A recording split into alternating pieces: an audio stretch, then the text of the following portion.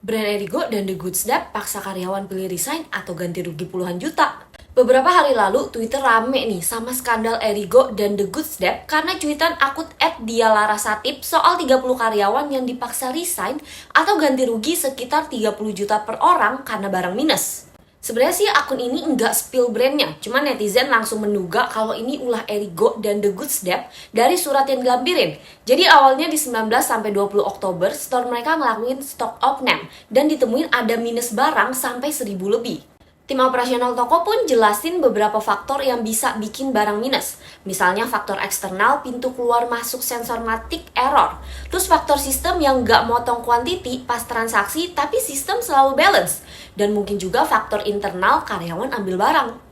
Tapi kalau buat faktor internal kayaknya sih nggak mungkin ya. Soalnya setiap masuk dan keluar karyawan harus body check dan cek tas. Terus di store juga ada 40 CCTV. Jadi harusnya kalau ada yang nyuri bisa langsung ketahuan sih di CCTV. Pihak Erigo dan PIC Store pun melakukan diskusi. Tapi sayangnya solusi yang ditemui cuma bayar ganti rugi ratusan juta tanpa dicicil atau dipotong gaji.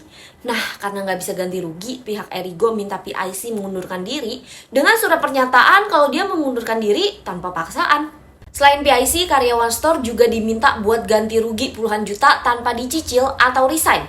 Tapi setelah resign ternyata baru dikasih tahu kalau mereka nggak dapet gaji karena buat gantiin barang yang minus. Terus HRD yang harusnya bersikap netral pas ada masalah antar karyawan dan perusahaan malah bikin status julid yang nuduh kalau ada pegawai nyolong dan bilang jangan merasa paling tersakiti.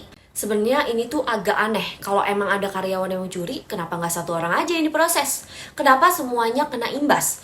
Bahkan saat diminta bukti kayak rekaman CCTV, pihak brand juga nggak bisa kasih. Mereka cuma bilang ada data minus dan harus ganti rugi.